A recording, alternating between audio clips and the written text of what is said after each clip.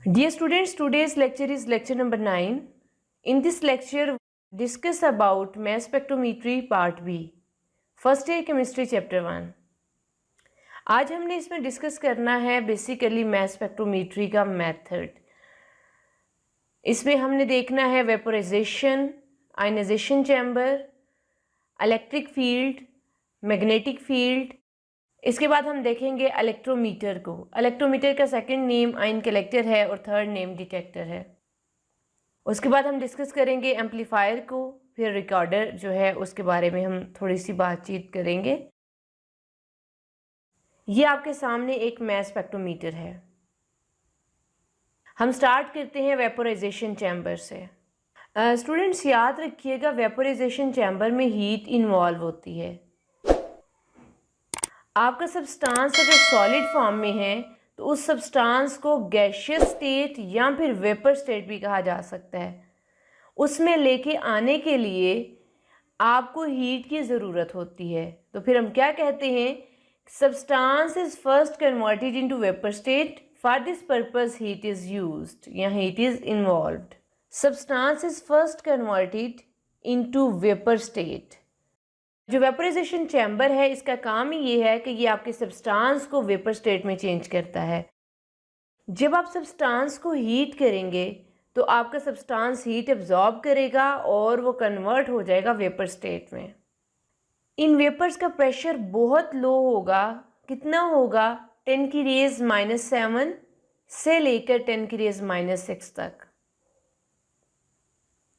अब हम second chamber की बात करने लगे हैं। ये है आयनाइजेशन चैम्बर।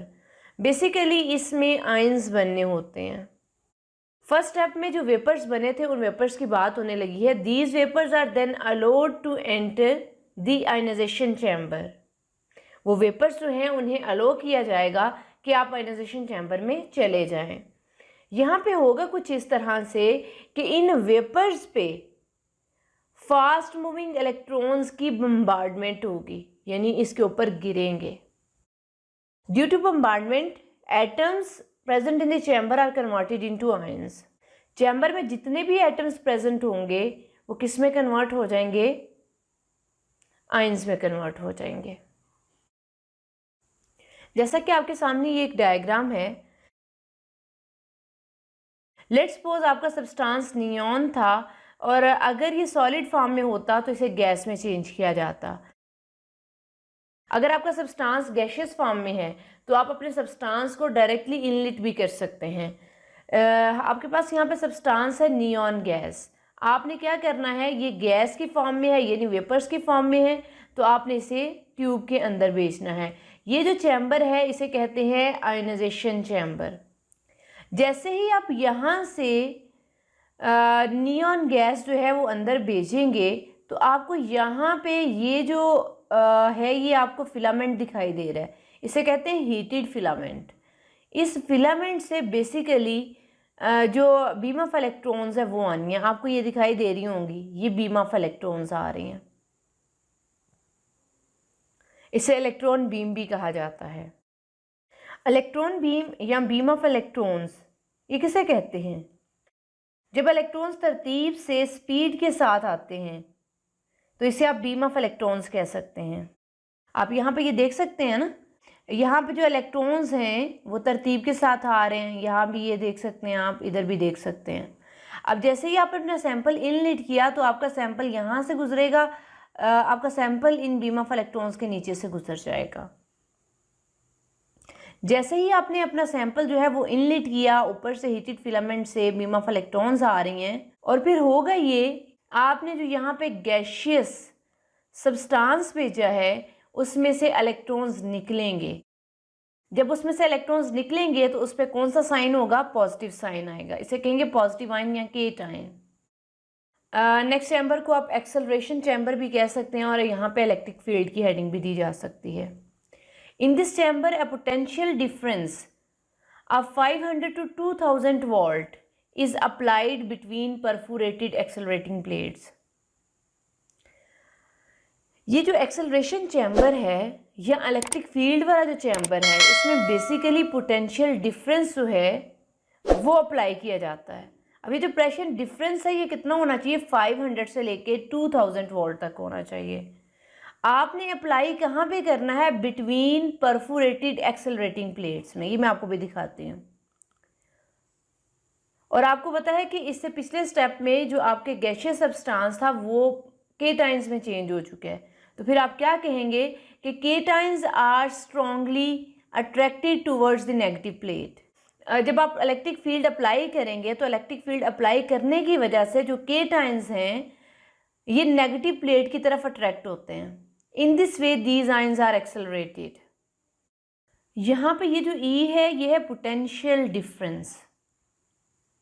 ये आपके सामने एक डायग्राम है। यहाँ पे जो है वो इलेक्ट्रिक फील्ड अप्लाई की जाती है। ये नेगेटिव ग्रिड है आपके सामने। जैसे ही आप यहाँ पे इलेक्ट्रिक फील्ड अप्लाई करेंगे तो यहाँ मौजूद गैसियस पॉजिटिव आयन जो है वो इसकी तरफ अट्रैक्ट करेंगे।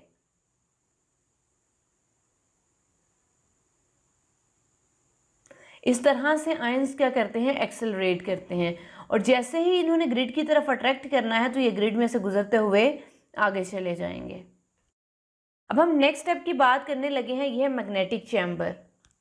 Each isotope present in the mixture have its own mass to charge value. अभी तक आइसोटोप का मिक्सचर ही है ना, डायग्राम में आपने देखा था जो ऑरेंज कलर की लाइंस थे वो सारी की सारी अभी मिक्स थी। तो आप कह सकते हैं कि मिक्सचर में जितने भी आइसोटोप्स मौजूद हैं उनमें से हर आइसोटोप की अपनी मास टू चार्ज वैल्यू होती है। These ions are then allowed to pass through a strong magnetic field. Basically magnetic chamber में होता ये है कि जितने भी आयंस हैं उन्हें अलो कर दिया जाता है कि आप स्ट्रॉन्ग मैग्नेटिक फील्ड में से गुजर जाएं। स्टूडेंट्स यहाँ पे एक क्वेश्चन पूछा जाता है, what is the function of magnetic field. आप चाहे तो यहाँ से स्टार्ट करके तो जितना भी स्लाइड पे मैं शो करूँगी वो सारा लिख सकते हैं, या आप यहाँ से भी स्टार्ट कर सकते हैं इसे। बेसिकली वो पूछ रहा है कि मैग्नेटिक फील्ड का फंक्शन क्या है। तो आपने कहना है the magnetic field separate the different isotopes of an element on the basis of their mass to charge value. कि ये एलिमेंट के आइसोटोप्स को सेपरेट करता है। मैग्नेटिक फील्ड का जो फंक्शन है हम उसको देखने लगे हैं। मैग्नेटिक फील्ड बेसिकली एलिमेंट के डिफरेंट आइसोटोप्स को उनके मास टू चार्ज वैल्यू की बेस पे सेपरेट करता है। अगर इसका मैथमेटिकल रिलेशनशिप देखा जाए मास टू चार्ज वैल्यू का तो वो कुछ ये है, मास to charge value h² r², ये रेशियो का साइन है, ओवर जिसे कहते हैं, और फिर आपने क्या करना है 2e लिखना है। यहाँ पे आप देख पा रहे हैं कि ये जो मास टू चार्ज वैल्यू है ये रेडियस के डायरेक्टली प्रोपोर्शनल है, और अगर आप इसकी पोटेंशियल डिफरेंस की बात करें तो ये इन्वर्सली प्रोपोर्शनल है। अच्छा स्टूडेंट्स, यहाँ पे अगर देखा जाए तो ये ई जो है जो पोटेंशियल डिफरेंस है यहाँ पे डिवाइड हो रहा है, इस साइड पे जाकर मल्टीप्लाई होगा। और अगर आप देखें तो ये जो ई इस साइड पे गया है, ये ई यानी पोटेंशियल डिफरेंस और रेडियस ये दोनों डायरेक्टली प्रोपोर्शनल हैं। यहाँ पे आपने याद रखना है कि इलेक्ट्रिक फील्ड जितनी ज़्यादा प्रोवाइड की जाएगी रेडियस उतना ज़्यादा होगा।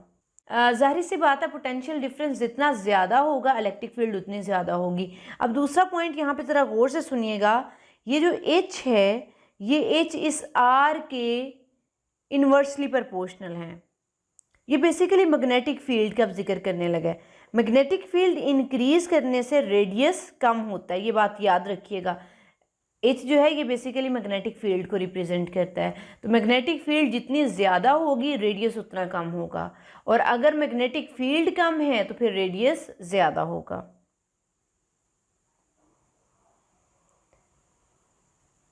ये आपके सामने एक डायग्राम है, यहाँ पे ये मैग्नेटिक फील्ड जो है वो अप्लाई की गई है। ये पीछे से क्या आ रहे हैं, ये मिक्सचर ऑफ आइसोटोप्स हैं। मैग्नेटिक फील्ड में बेसिकली इनको सेपरेट करना होता है। अब देखें वो आइसोटोप्स जिनका मास नंबर कम है वो जल्दी गिर जाते हैं, यानी उनका रेडियस कम होता है। वो आइसोटोप्स जिनका मास नंबर ज़्यादा होता है वो थोड़ा दूर जाके गिरते हैं, यानी उनका रेडियस थोड़ा बड़ा होता है। वो आइसोटोप्स जिनका मैस और ज़्यादा होता है वो पहले वाले आइसोटोप से भी दूर जाके गिरते हैं, जैसे आप ये देख सकते हैं। जो पहले गिरे आइसोटोप्स उनका मैस 20 है, जो बाद में गिरे 21, जो सबसे बाद में गिरे उनका मैस 22 है। अब हम बात कर लेते हैं आयन कलेक्टर की। स्टूडेंट्स, आप जानते हैं कि आयन कलेक्टर को हम इलेक्ट्रोमीटर भी कह सकते हैं और डिटेक्टर भी कह सकते हैं। जैसे ही आयन्स जो है ये आयन कलेक्टर या फिर इलेक्ट्रोमीटर या फिर डिटेक्टर के ऊपर गिरते हैं तो यहाँ पे माइनर सा करंट प्रोड्यूस होता है, थोड़ा सा करंट प्रोड्यूस होता है। Electrometer which is also called as ion collector और डिटेक्टर, ये मैं आपको बता चुकी हूँ। Each ion which falls on electrometer, कहता है कि जब हर आयन इलेक्ट्रोमीटर के ऊपर गिरता है तो करंट प्रोड्यूस होती है, और ये करंट माइनर सी होती है, थोड़ी सी करंट होती है। इलेक्ट्रोमीटर को आप आयन कलेक्टर भी कह सकते हैं और डिटेक्टर भी कह सकते हैं। ये आपके सामने डायग्राम है।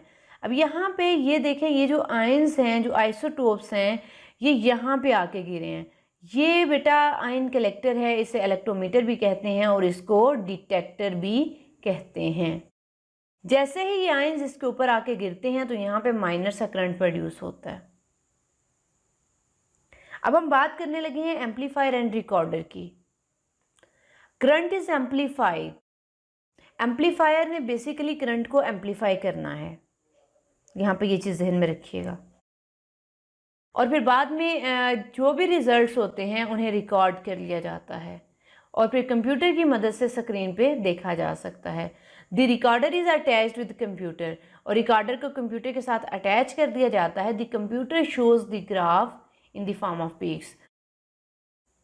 एम्पलीफायर ने करंट को एम्पलीफाई करना है और रिकॉर्डर में फीड कर देना है। रिकॉर्डर जो है वो बेसिकली कंप्यूटर के साथ अटैच होता है, तो उस कंप्यूटर में इजीली आप चीज़ों को मॉनिटर कर सकते हैं। तो कंप्यूटर क्या शो करेगा? ग्राफ शो करेगा। ग्राफ पीक्स की फॉर्म में होगा। आपने सेम एक्सपेरिमेंट परफॉर्म करना है कार्बन 12 के साथ। Same experiment is performed with carbon 12 isotopes.